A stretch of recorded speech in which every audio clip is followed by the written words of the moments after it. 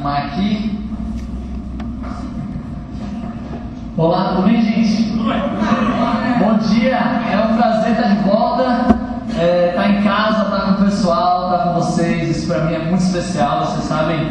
Mas vocês sabem, né? É bom viajar, é bom estar com os amigos, é bom estar com outras pessoas, mas voltar para casa, para sua família, para os seus amigos, para sua cama, amém? Não tem preço.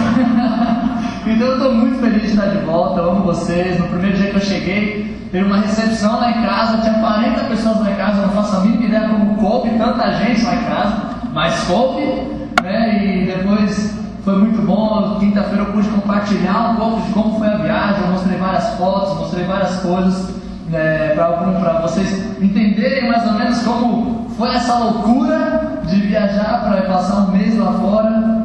Mas enfim, foi especial para aqueles que não estiveram aqui. Eu fui convidado a participar de um evento que reunia várias pessoas ao redor do mundo para se conhecer, para criar amizade, para fortalecer o relacionamento com Deus e uns com os outros lá em Boston, né? O programa era chamado GMC, que era tipo Corporação de Missão Global, assim, se a gente for traduzir ao pé da letra, né? E aí depois a gente foi para Nova York, que era a Conferência Internacional de Universitários, né? Essa é a camisa da conferência, né?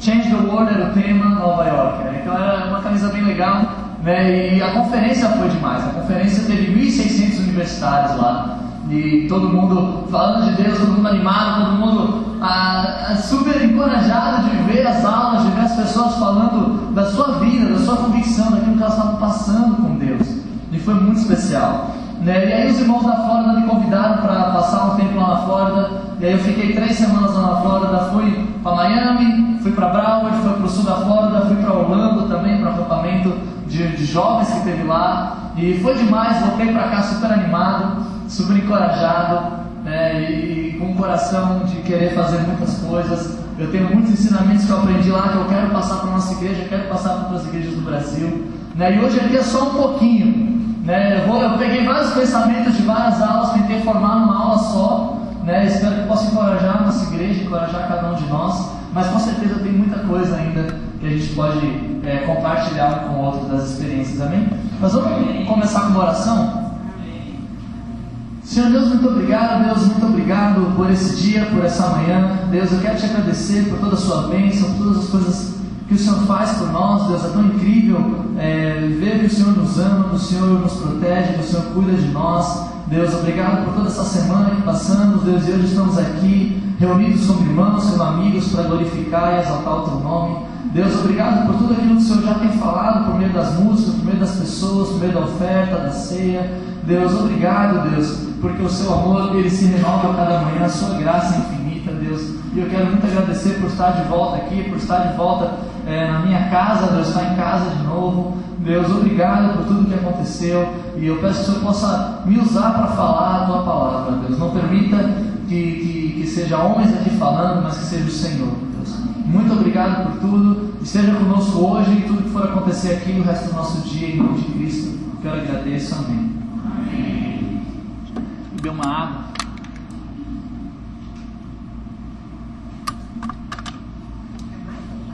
Tem mais aqui, obrigado. Mas essa viagem foi demais. Eu acho que foi uma das melhores viagens que eu já fiz na minha vida. Eu já viajei algumas vezes, amém? Deus, ele sempre me abençoou bastante nesse sentido. E essa viagem foi uma viagem onde eu pude ver muito amor de Deus, onde eu pude ver muito, realmente Deus me abraçando, me amando e falando: olha, Caio, eu te amo, estou com você, não importa o que aconteça, mais ou menos com o que o Fabrício falou, né? Não importa a situação, não importa as dificuldades, Deus, ele está ali, ele está abençoando, ele está cuidando da gente. E eu senti isso nessa viagem, tantos amigos, tantas pessoas que eu pude conhecer, tantas aulas que eu pude ouvir, né? E eu saí de lá super animado, né? Uma das coisas que eles falaram, que eu achei muito bom, foi sobre a realidade que a gente vive.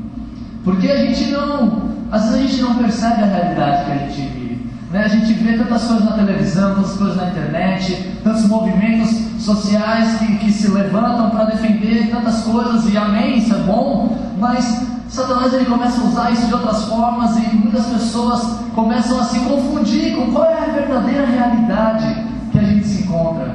Até mesmo catar catástrofe. A gente vê pessoas que tem casa, que vivem na rua, crianças abandonadas, e a gente vê, nossa, essas pessoas precisam de Deus. E a gente fica tão tocado porque todo mundo fala dessas coisas, o que é demais, o que não é ruim, o que não é errado. Mas às vezes a gente esquece que as pessoas que trabalham com a gente, as pessoas que estudam com a gente, a nossa família, necessitam tanto de Deus quanto aquelas pessoas que estão na rua. A gente não enxerga a realidade espiritual que a gente vive. A gente pensa que só porque uma pessoa é super rica e tem 500 carros, 500 casas e trabalha e ganha, não sei, 1 milhão por mês, essa pessoa não precisa de Deus. Ela não está em uma necessidade tão profunda quanto aquela pessoa que está sem uma casa. Às vezes a gente não enxerga a realidade que existe ao nosso redor. Às vezes até aqui mesmo a gente pode enxergar essa realidade. E é uma realidade que muitas vezes ilude a gente. Muitas vezes a gente para de agir, para de pensar, para de orar por isso, porque a gente fica acostumado com uma realidade que é confortável, uma realidade que realmente nos traz assim, fala, não, tudo bem, amém, não preciso fazer nada. Irmãos, qual é a realidade que você tem visto? O que você tem visto no seu dia a dia, nos ambientes que você frequenta? Porque eu comecei a me perguntar, nossa, qual é a realidade da minha família? Qual é a realidade da minha universidade? Qual é a realidade do meu ministério, da minha igreja? São todas realidades diferentes e que a gente tem que enxergar com olhos espirituais, amém? Eu pergunto para vocês, pergunto para vocês, o que o mundo tem nos iludido? É o mundo que tem nos transformado ou somos nós que estamos transformando o mundo? Porque a gente fica tão apático às vezes com as coisas, a gente fala, não, tudo bem casamento gay. Eu não estou falando sobre o Estado, nosso Estado é laico, isso é outros 500, mas na igreja, biblicamente, Deus tem muitas convicções sobre isso. Tudo bem a gente mentir e roubar e ganhar dinheiro fácil. Tudo bem, a gente tem sempre o jeitinho brasileiro.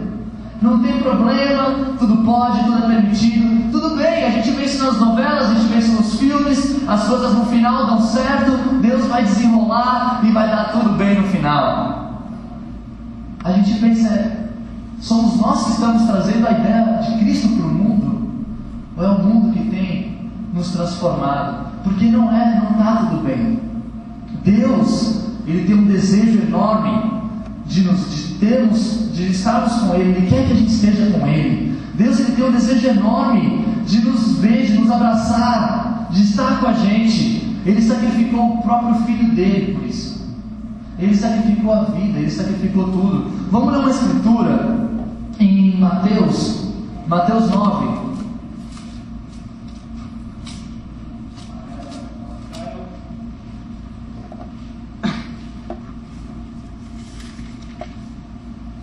Do 35 ao 38.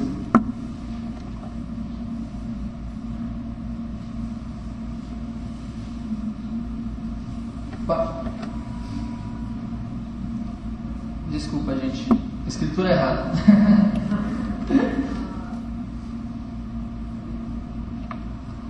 Nossa.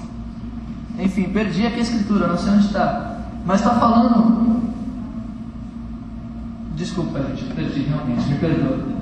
Eu estou em Marcos, é por isso. Eu estou em Marcos, esse é o motivo. Ah, meu Deus. Ok, desculpa, galera. Vamos lá. Mateus 9, versículo 35 aqui. Perfeito, é isso aí. Vamos lá. Jesus ia passando por todas as cidades e povoados, ensinando nas sinagogas, pregando as boas novas do reino e curando todas as enfermidades e doenças. Ao ver as multidões, teve compaixão delas, porque estavam aflitas e desamparadas como ovelhas sem pastor. Então disse aos seus discípulos: a colheita é grande, mas os trabalhadores são poucos. Peçam, pois, ao Senhor da colheita que envie trabalhadores para a sua colheita. É interessante essa escritura, porque quando a gente para para pensar na vida de Deus, de Jesus aqui na terra, a gente vê 30 anos Jesus aqui na terra. E ele praticamente não podia fazer muita coisa, porque não era hora dele se revelar ainda. Aí você imagina você com poder, de fazer tantas coisas, de andar sobre as águas, de parar tempestades, de curar doenças, de expulsar demônios, de vencer a morte, e você não pode fazer nada ainda. Você tem que esperar o tempo de Deus. Imagina você com o poder de mudar o mundo, literalmente, e você não pode fazer nada ainda, porque tem que esperar o tempo de Deus. E imagina a felicidade de Jesus, quando Deus fala: olha, agora é a hora. 30 anos se passou, agora é a hora de você fazer a diferença. Jesus, ele olha para a realidade que estava ali, ele fala: amém, eu vou curar todo mundo, eu vou sair fazendo as coisas que eu sempre sonhei, as coisas que eu sempre observei, as coisas que eu sempre quis fazer. E ele começa curando, trazendo pessoas para Cristo, e ele vê o quanto trabalho ainda tem para ser feito, e ele fala: eu vou continuar fazendo, e você ore para Deus acrescentar, e todos nós vamos lá, vamos mudar essa realidade, vamos mudar o que está ao nosso redor. E Jesus, em 3 anos, ele mudou muita coisa. Em 3 anos ele mudou o mundo, literalmente. A gente vê várias pessoas na história, não é? Martin Luther King, Gandhi, eu não sei, tantas pessoas que chegaram no mundo e falaram: eu quero mudar a minha realidade, e demoraram a vida inteira lutando, alguns até morreram, e isso foi demais. Deus usou essas pessoas também. Mas se a gente parar para pensar, quando a gente usa Deus para mudar as coisas, o impacto é muito maior. Jesus, ele demorou 3 anos para impactar o mundo inteiro, ele impacta mais de 2.000 anos. Algumas pessoas como o Gengis Khan, por exemplo, talvez muitos de vocês nunca ouviram falar, ele mudou o mundo, mas não durou tanto tempo. Com Deus, a mudança que a gente faz é para sempre. Com Deus, a mudança que a gente faz muda vidas e dura a eternidade.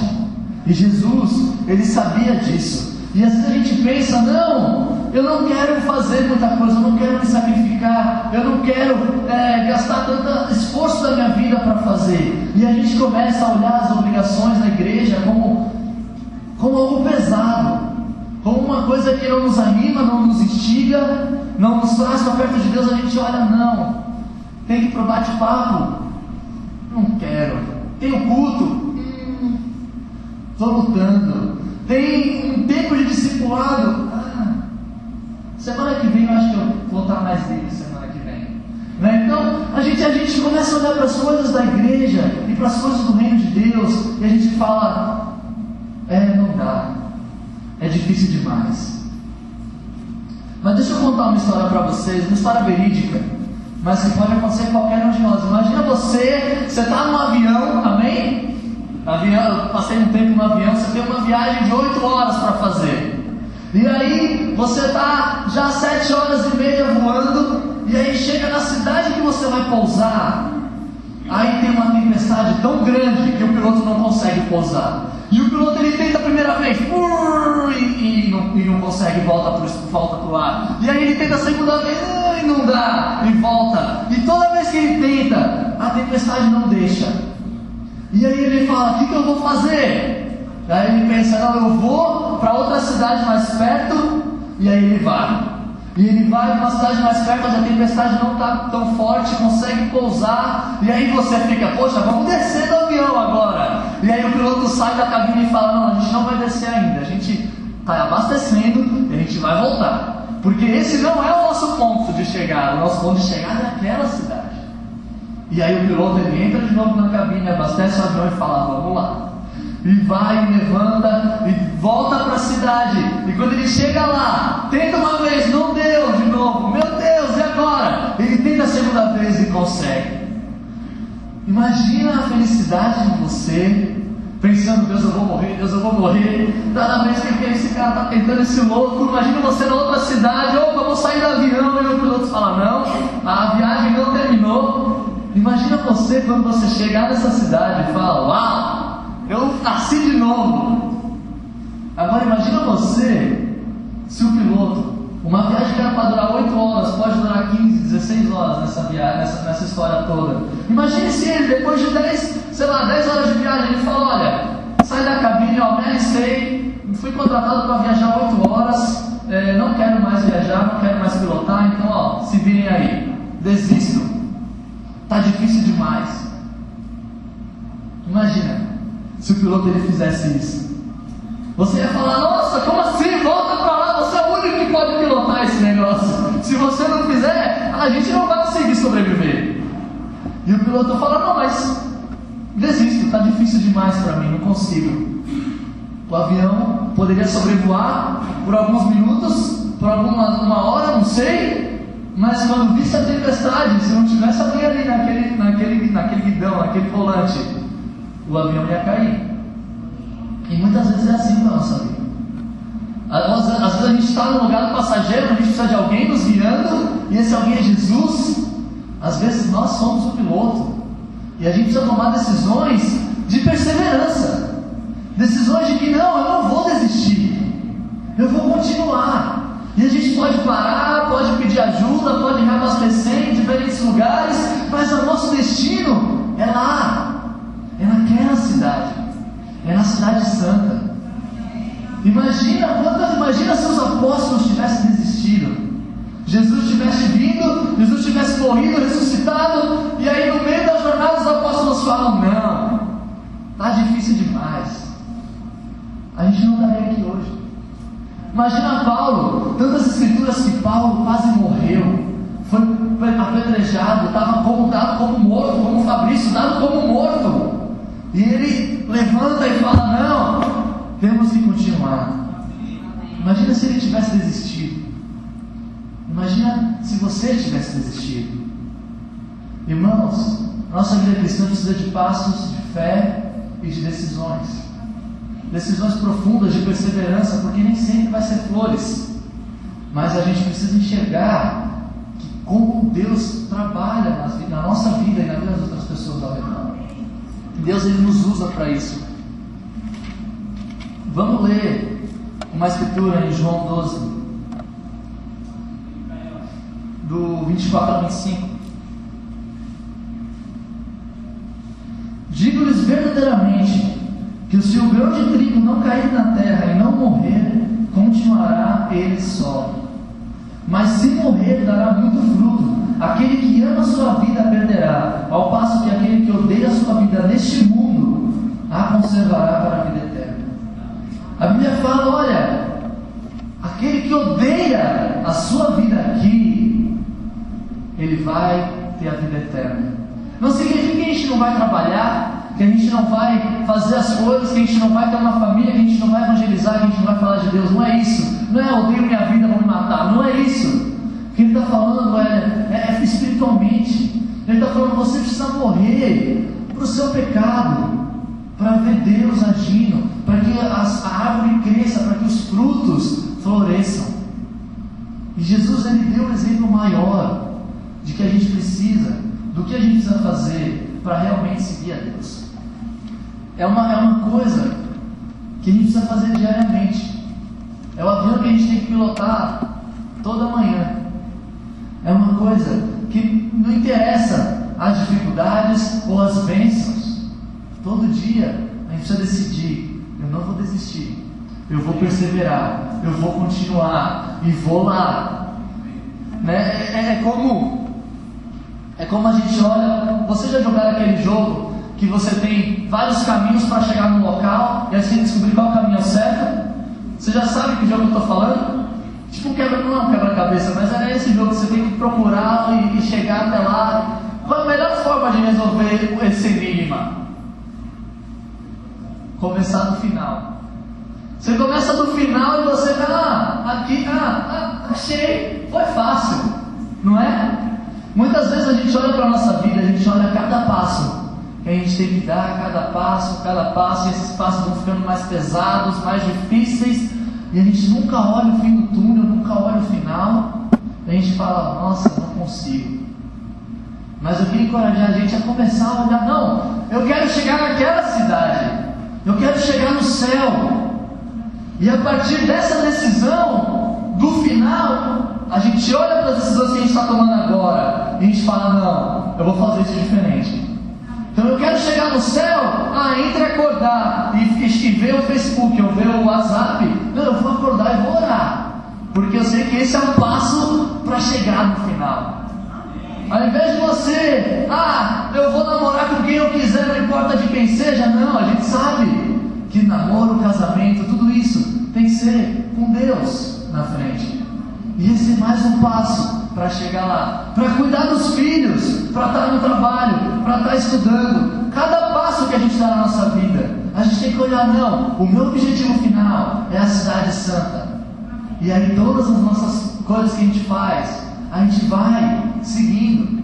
E a gente para de olhar as coisas como obrigação, como dever, como isso é chato, isso não é. A gente vê, uau, eu quero estar com Deus. Esse é o objetivo final. Isso não é fácil, isso não requer uma aula incrível, grande, com vários slides e várias coisas. Isso é simples. Eu quero estar com Deus. E a gente lida a nossa vida, as coisas que acontecem na nossa vida, nessa direção. E a gente para de olhar com peso e olha, nossa, eu estou fazendo isso porque Jesus morreu por mim. Eu estou fazendo isso porque Deus enxergou a realidade à minha volta. Ele falou, eu quero salvar meus filhos. E a gente faz isso por amor e por prazer, e não por obrigação. Amém? Amém. Vamos ler uma escritura em 1 Reis. Essa é uma das histórias que mais me encorajam e me desafiam quando eu penso em tudo isso que eu estou falando para vocês. 1 Reis 18, começando no versículo 17. Eu vou ler alguns versículos, eu peço que vocês me acompanhem. A gente vai começar do 17 até o 19, depois vai para o 23 até o 24 e depois vamos ler o 37, ok? Então vamos começar no versículo 17, capítulo 18 de 1 Reis. Fala assim: quando viu Elias, disse-lhe: é você mesmo, perturbador de Israel? Não tenho perturbado Israel, Elias respondeu, mas você e a família do seu pai têm. Vocês abandonaram os mandamentos do Senhor e seguiram os Balaíns. Agora convoque todo o povo de Israel para encontrar-se comigo no Monte Carmelo, e traga os 450 profetas de Baal e os 400 profetas de Azerá, que comem à mesa de Jezabel. Versículo 23. Tragam dois novilhos, escolham eles um, cortem-no em pedaços e ponham sobre a lenha, mas não acendam o fogo. Eu prepararei o outro novilho e colocarei sobre a lenha, e também não acenderei o fogo nela. Então vocês invocarão o nome do seu Deus, e eu invocarei o nome do Senhor, o Deus que responder por meio do fogo. Esse é o Deus. Versículo 37 diz assim: responde-me, ó Senhor, responde-me, para que este povo saiba que tu, ó Senhor, és Deus, e que fazes o coração deles voltar para ti. Então o fogo do Senhor caiu e queimou completamente o holocausto, a lenha, as pedras e o chão, e também secou totalmente a água na valeta. Então Elias ordenou-lhes: prendam os profetas de Baal, não deixem nenhum escapar. Eles os prenderam, e Elias os fez descer no riacho de Gizom, e lá os matou. Esse é um dos homens mais incríveis da Bíblia. Você olha para Elias, você fala: uau! Elias fala: eu quero desafiar vocês. Coloca aqui uma fogueira, um holocausto, e coloca aqui um novilho, e eu vou colocar um aqui também.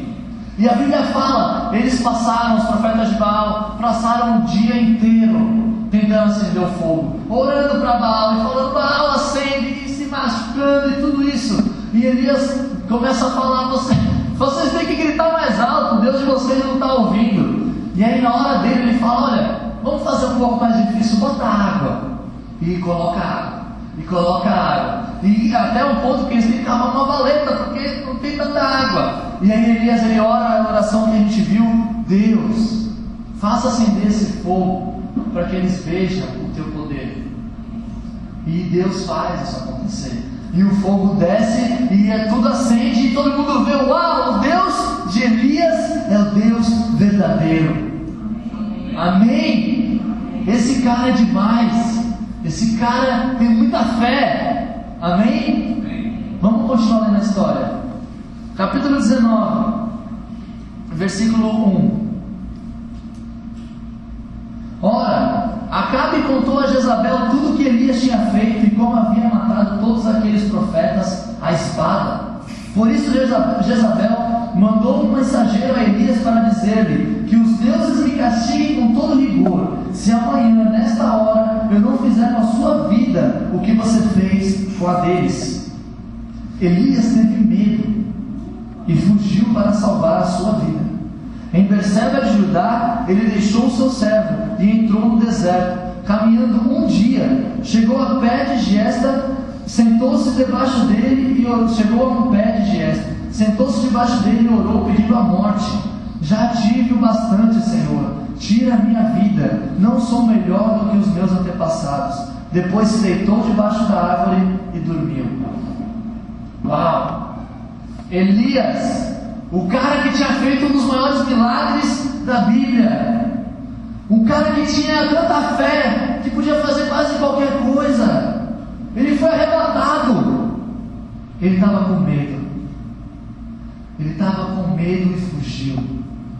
Ele falou: olha Deus, eu pensei que era só isso, eu pensei que a gente ia vencer os profetas de Baal e que a vida ia ser demais e que não ia ter mais perseguição. Olha, isso está muito pesado, me mata, eu não consigo mais viver. Basicamente esse era o sentimento dele. Ele não estava mais com força para lutar, para continuar, para perseverar, mas Deus, ele sempre está com a gente. Versículo 10, versículo 9, na metade do versículo 9 diz: e a palavra do Senhor veio a ele: o que você está fazendo aqui, Elias? Ele respondeu: tenho sido muito zeloso pelo Senhor, o Deus dos exércitos. Os israelitas rejeitaram a tua aliança, quebraram os teus altares e mataram os teus profetas à espada. Sou o único que sobrou, e agora também estão procurando matar-me. O Senhor lhes disse: saia e fique no monte na presença do Senhor, pois o Senhor vai passar.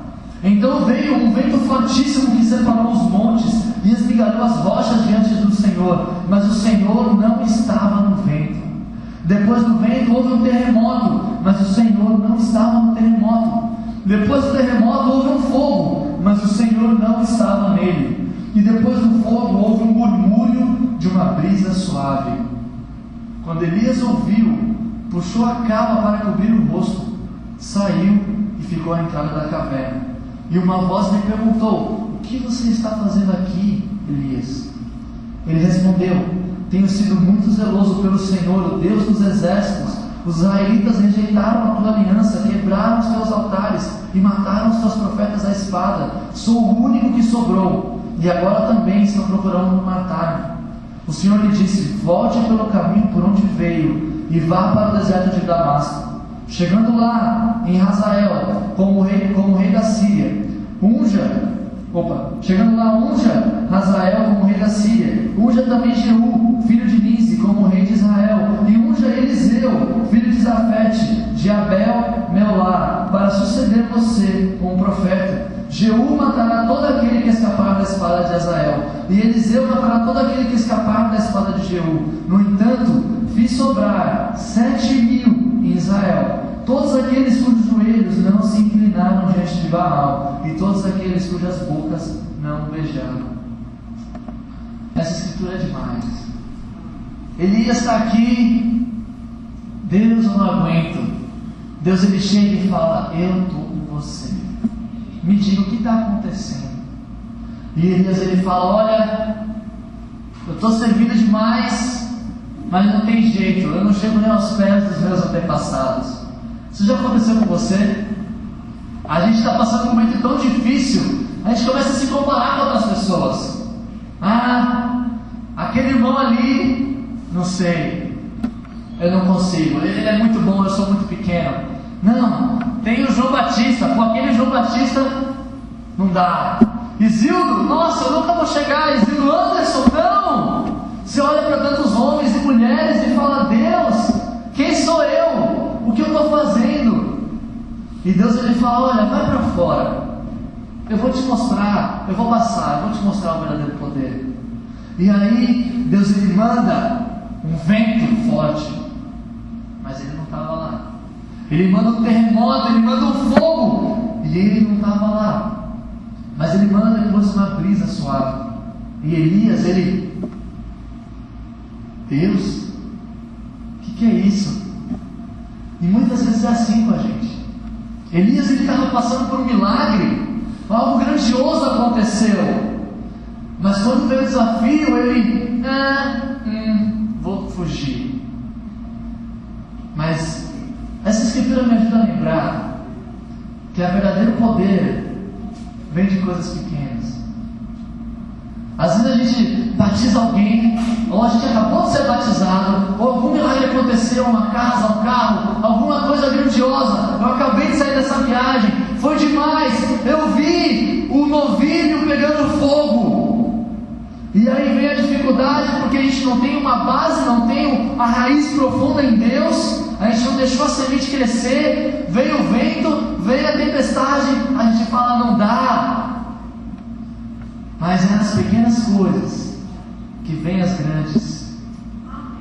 É quando a gente está orando, é quando a gente está lendo a Bíblia, é quando a gente está tendo comunhão com os discípulos. Isso é que faz a diferença. Foi isso que Elias viu. Ele viu: Deus, eu vi você fazendo tantas coisas, e eu acho que ainda não conheço você direito. Deus, ele fala: o meu poder está aqui, na intimidade, nas coisas pequenas. Porque às vezes a gente olha para o futuro, a gente enxerga a nossa realidade, a gente vê o quanto o mundo precisa de Deus, e a gente começa a criar planos, visões e várias coisas. Mas nada vai acontecer se a gente não manter a base. E esse foi o maior ensinamento que eu tirei dessa viagem. Amor. Essa é a palavra. Amor. Às vezes a gente fica pensando tão grande e esquece das coisas pequenas. A gente às vezes fica orando tanto por salvar alguém que a gente esquece de orar pela nossa própria salvação. Às vezes a gente fica pensando tão alto e as coisas que estão aqui ao nosso redor a gente não pensa. E a gente tem que andar com os dois. A gente tem que ouvir a brisa. Você está ouvindo a brisa? Quantas vezes a gente ora, você já orou para Deus? Deus, me ajuda a te ouvir. E ficar em silêncio. Porque às vezes a gente pede tanta coisa, e a gente não dá nem tempo para Deus responder as coisas. Entende o que eu estou falando? Deus, me ajuda a ouvir a brisa. Me ajuda a ouvir o que o Senhor tem para me dizer. Deus fala através do silêncio. Eu lembro da minha mãe, doente, passando por várias dificuldades na nossa família. A gente orando: Deus, por favor, ajuda. E Deus estava em silêncio. A gente teve que parar e ouvir a brisa. E ver Deus trabalhando nas coisas pequenas, nas coisas que muitas vezes a gente não percebe, naquilo que parece impossível. Deus, ele está trabalhando. Deus, ele está ali. E a única maneira da gente perceber isso é mantendo 3 coisas simples: uma vida de oração, uma vida de relacionamento com Deus, no meio dos tempos com Deus, e comunhão com os irmãos. Não importa a fase que a gente está vivendo na nossa vida, se é boa ou ruim, a gente precisa ter essas 3 coisas. E quando eu digo vida de oração, não é a mesma coisa que tempo com Deus. Leitura da Bíblia é uma coisa, aprofundar a Bíblia, o ensinamento da Bíblia é uma coisa, oração é outra coisa. Não é a mesma coisa. São poderes, são coisas diferentes, e todas elas fazem parte da base. A comunhão faz parte da base. Está com os irmãos, está indo para as coisas, estudando a Bíblia das pessoas, estando em discipulado, estando nos cultos, bate-papos. Isso é comunhão. Se nós não estamos fazendo isso, por mais sonhos que a gente tenha, por mais que a gente enxergue a realidade, por mais que as coisas aconteçam, a gente não vai sobreviver. Uma hora o piloto automático ele vai: não consigo, essa tempestade é muito forte. A gente vai dar uma de Elias: não consigo, vou fugir. A gente precisa voltar para a base. E Deus está sempre cuidando. Deus ele fala para Elias: Elias, tem um cara chamado Eliseu vai te suceder, não se preocupe. Elias, você pensou que eu estava sozinho? Tem 7.000 pessoas aqui que não se curvaram, não se preocupe. Elias, você está aqui, volte pelo caminho que você voltou, e eu vou te abençoar. Volte para mim, volte para a base, volte para o relacionamento comigo. Eu tenho tudo preparado para você. A gente não pode esquecer disso. A gente não pode esquecer que Deus ele trabalha nessas coisas. Você já imaginou, não sei se você já pensou nisso, mas você já imaginou você andando na rua, um belo dia, e do nada, sons de trombetas começam a tocar no céu. Você começa a ouvir: santo, santo, santo. E você começa, de onde está vendo isso? De repente o céu se abre. Você olha para o céu e você fala: não, é agora? É hoje? E você: Deus, obrigado que eu sou cristão hoje, amém? E você lembra: Deus, amém que eu li a Bíblia essa manhã, amém que eu fiz aquilo com o Senhor, amém que eu tive no culto essa semana. E você vai falar: Deus, eu não sei, muitas pessoas vão se ajoelhar, todo mundo vai olhar para o céu e vai falar: nossa, o que está acontecendo? E os anjos vão começar a cantar, vão começar a soar a trombeta, e o céu vai abrir e você vai ver um trono, e vai ter tanta luz saindo que você não vai conseguir enxergar direito. Enquanto você está admirando aquilo, pasmo, você começa a levitar, você começa: meu Deus, eu estou voando. Você olha para as pessoas do lado, você vê tantos irmãos voando também, e você fala: não acredito, estamos nessa, mas vou chegar primeiro. E você começa a olhar para o outro: e aí, meu querido, lembra daquela oração? E você começa a olhar para as pessoas que estão indo para você, e aí você lembra e olha para baixo, e aí você vê a cara de espanto das pessoas que estão ficando. Você consegue imaginar a dor, o sofrimento, o pensamento das pessoas que estão olhando para você subindo, e você está subindo, e você... E aí, quando você para e olha para cima de novo, você está mais perto do céu. E você chega lá nas nuvens. Jesus, Ele desce, Ele vem, Ele te abraça, fala: servo bom e fiel, amém que você perseverou. E nesse momento você está em lágrimas, nesse momento você está em pranto, nesse momento você está simplesmente incrível. Você viu Jesus pela primeira vez, você sentiu o abraço de Jesus pela primeira vez, e você vai estar: Deus, valeu a pena, Deus, foi demais. E aquilo vai te dando um ânimo, uma felicidade. E Deus, Ele vai estar com você, Ele vai falar: não se preocupa, a dor acabou, eu estou com você agora. E eu quero muito encorajar a gente, irmãos, essa manhã, a pensar nessas coisas. A gente precisa sim pensar na realidade que a gente vive, olhar com olhos espirituais.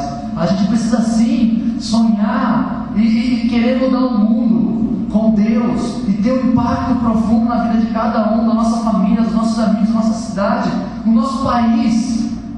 Mas a gente não pode esquecer da base, não pode esquecer da oração, não pode esquecer do relacionamento com Deus, não pode esquecer da comunhão, sempre visando o céu, sempre visando a Deus. Jesus sacrificou tudo o que Ele tinha por nós. Ler a Bíblia toda manhã é fácil, estar com os irmãos é fácil, ter um tempo de discipulado é fácil, servir na igreja é fácil.